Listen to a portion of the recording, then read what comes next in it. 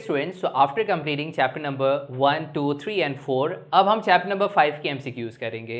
अच्छा, chapter number 5 में आप देख रहे होंगे कि बहुत ज़्यादा एमसीक्यूज़ नहीं लिखे मैंने। क्यों नहीं लिखे? क्योंकि चैप्टर नंबर 5 बहुत छोटा सा चैप्टर है। इस चैप्टर का टाइटल है एप्लीकेशंस ऑफ डिफरेंशिएबिलिटी। ठीक है, तो इस चैप्टर के अंदर हम डिफरेंशिएबिलिटी की एप्लीकेशंस पढ़ते हैं। आपने 2 एप्लीकेशंस पढ़ी होंगी। ज्योमेट्रिकल एप्लीकेशन ये है किसी भी डेरिवेटिव्स की कि उसकी मदद से आप स्लोप फाइंड कर सकते हैं किसी भी कर्व का किसी भी पॉइंट के ऊपर। और सेकंड चीज़ हम क्या कर सकते हैं कि हम किसी भी फंक्शन की एक्सट्रीम वैल्यूज़ को फाइंड कर सकते हैं। ऐसा ही है। तो अब उससे रिलेटेड हम कुछ एमसीक्यूज़ देख लेते हैं। इसी तरह के एमसीक्यूज़ आपसे घुमा फिरा के और कंटिन्यूसली इसी तरह के रिपीटेडली एमसीक्यूज़ पूछे गए हैं। तो सबसे पहले हम देख लेते हैं इसका एमसीक्यू नंबर 1। एमसीक्यू नंबर 1 में आपसे कहा है the necessary condition to have f of x extreme value is। देखें, अगर किसी भी फंक्शन के अंदर आपको एक्सट्रीम वैल्यू चाहिए है तो उसकी नेसेसरी कंडीशन क्या होती है। ये आपके पास एक थ्योरी का क्वेश्चन है। आपको याद रखना होगा कि अगर उसका f डैश x 0 के इक्वल आए तो इसका मतलब क्या है? इसका मतलब है कि उसके अंदर एक्सट्रीम वैल्यूज एग्जिस्ट करेंगी। ओके, तो बहुत सिंपल सा एमसीक्यू था कि अगर कोई भी एक फंक्शन है उसके अंदर फंक्शन आपके पास f ऑफ x है, so the necessary condition is कि उसका डेरिवेटिव यानी f डैश x 0 के इक्वल होना चाहिए। Okay, now MCQ number 2। MCQ number 2 में हमसे कहा है कि a function f of x is maximum at x is equal to a, यानी एक function f of x maximum होता है x is equal to a के ऊपर। कब? कि if f dash a is equal to 0, a condition तो ये है कि उसका डेरिवेटिव 0 के इक्वल होना चाहिए। एंड एक और कंडीशन ये आपसे पूछ रहा है।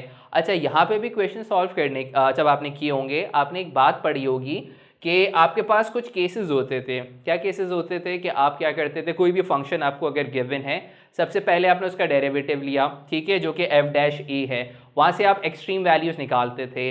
अब मैक्सिमम और मिनिमम चेक करने के लिए हम सेकेंड ऑर्डर डेरिवेटिव टेस्ट करते थे ना, उसके अंदर हम चेक करते थे कि आइदर वो वैल्यू लेस देन 0 यानी नेगेटिव या ग्रेटर देन 0 या पॉजिटिव होनी चाहिए। तो हम क्या देखते थे, अगर मुझे वैल्यू मैक्सिमम चाहिए है तो उसके लिए आपको याद होगा हम ये देखते थे कि f double dash a should be less than 0, यानी जो वैल्यू आपके पास नेगेटिव आती थी यानी लेस देन 0 उसको हम लेते थे that is suitable for maximum.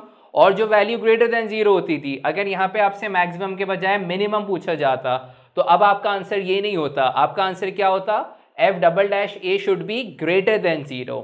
ठीक है, तो एक सिंगल एमसीक्यू से हम देख सकते हैं कि अगर मैक्सिमम पूछेंगे तो ये इसका आंसर, मिनिमम पूछेंगे तो f double dash a should be greater than 0। सही, चलें।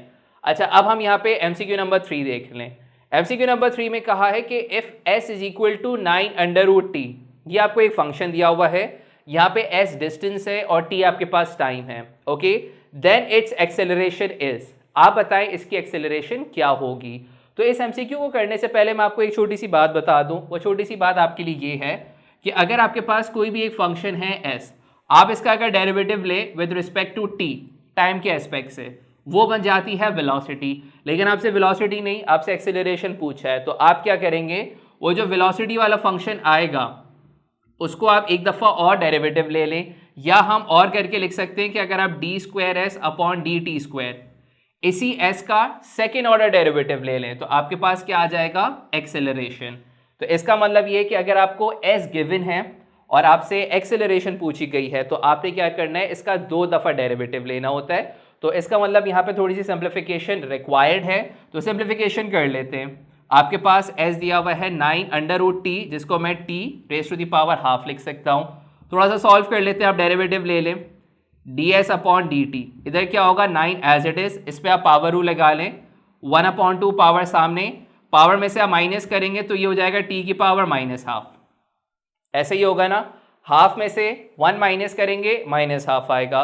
एक और दफ़ा डेरिवेटिव ले लें, ये हो जाएगा d square s upon d t square which is equal to acceleration. अब क्या होगा, आप इसमें 9/2 को बाहर निकाल लें, इस पे आप पावर रूल लगाएं, पावर सामने ले आएँ, -1/2, पावर में से एक माइनस कर लें तो ये हो जाएगा टी की पावर -3/2।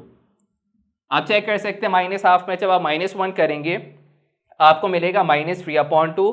थोड़ा सा सिंप्लीफाई कर लेते हैं, सिंप्लीफिकेशन इसकी इस तरह से हो सकती है कि आप क्या कर सकते हैं, माइनस साइन पहले लिख लें, 2 को 2 से मल्टीप्लाई कर लें और इसको नीचे ले आए तो ये कुछ आपके पास इस तरह से आंसर बन जाएगा।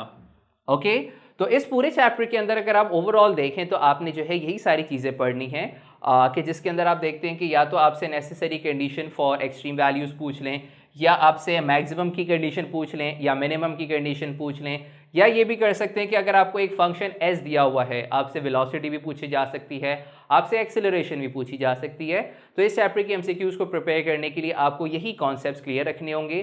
छोटा चैप्टर है, सेलेक्टिव टॉपिक्स हैं। Okay, so this is it for chapter number 5। Chapter number 5 में बस हम इतने से ही एमसीक्यूज़ करेंगे और जो मैंने आपको बातें बताई हैं उसकी आप अच्छे से प्रिपरेशन कीजिएगा।